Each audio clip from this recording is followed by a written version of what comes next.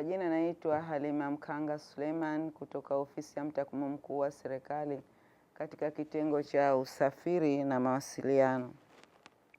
Nipo hapa leo kwa ajili ya kuzindua toleo letu rasmi la usafiri na mawasiliano, ambayo matoleo haya tunatarajia kwamba tutakuwa tunayatoa kila baada ya mwezi. Kama tunavyojua kwamba ofisi ya mtakwimu mkuu ina dhima ya kukusanya, kuchambua na kutoa taarifa mbalimbali. Vile vile na kwenye vitengo wana dhima hiyo.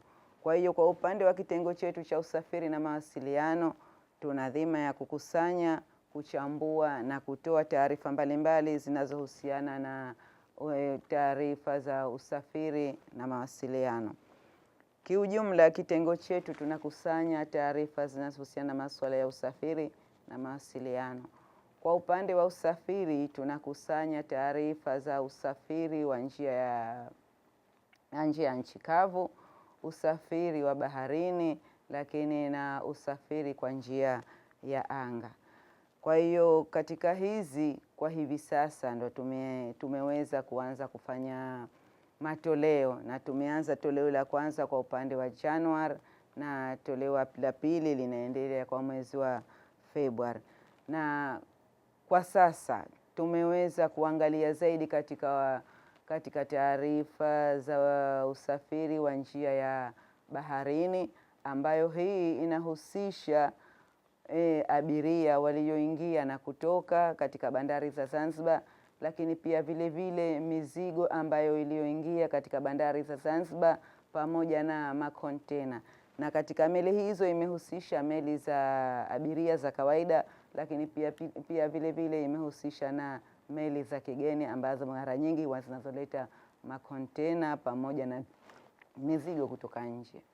Lakini kwa upande wa usafiri wa njia ya anga, hii taarifa hii tunaipata moja kwa moja katika Zanzibar Airport Authority, mamlaka ya viwanja vya ndege, ambayo katika taarifa hii tunayoitoa tunahusisha abiria walioingia na kutoka kwa kutumia njia ya anga.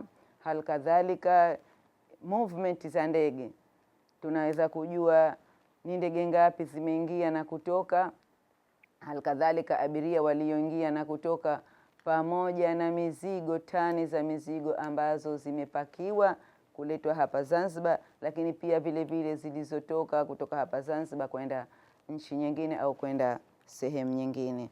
Kwa hiyo kwa hivi sasa tunatarajia kutoa hizo na tutaendelea nazo, lakini tunatarajia baada kumaliza kota hii Januari, Februari, March, tunatarajia kuongeza wigo zaidi katika kutoa taarifa za usafiri wa nchi kavu.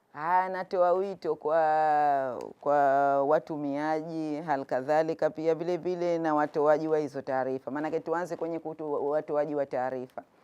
Watoaji wa taarifa ukweli kwamba tunazipata, lakini tuna changamoto ndogo ndogo ambazo zinazokuwemo.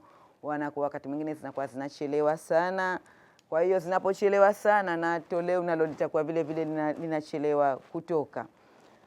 Pili, vile vile hawa watoaji wa taarifa, kuna baadhi ya sehemu nyingine tunaona kwamba kuna wawekezaji. Kwa hiyo wawekezaji wengine wanakuwa kidogo wagumu kutoa zile taarifa, kuzileta kwetu au kunakohusika, ili na wao wanaohusika kuzifikisha kwetu si. Kwa hiyo hilo linaleta mgogoro kidogo.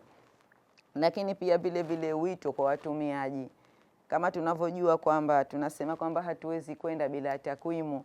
Kwa hiyo tuzitumie takwimu hizi kwa kuweza kupeleka maendeleo yetu mbele. Nadhani inatusaidia kuweza kujua, labda tunasema kwamba wasafiri wangapi wameweza kuingia, wageni wangapi, wasafiri wangapi wamekuja kwa ndege za kigeni na wangapi wametumia ndege za kawaida. Halikadhalika hata hizo meli zinapokuja, zinapoleta mizigo, inapoleta kontena. Kwa hiyo tunaweza kujua kontena ngapi zimeingia kutoka nje na kontena ngapi zimetoka kutoka hapa kwenda nchi nyingine. Kwa hiyo nahisi inasaidia watu wa biashara kujua mwingine na kutoka, wanaweza kujua zaidi. Kwa hiyo naomba watu wazitumie takwimu hizi katika kupeleka maendeleo yetu.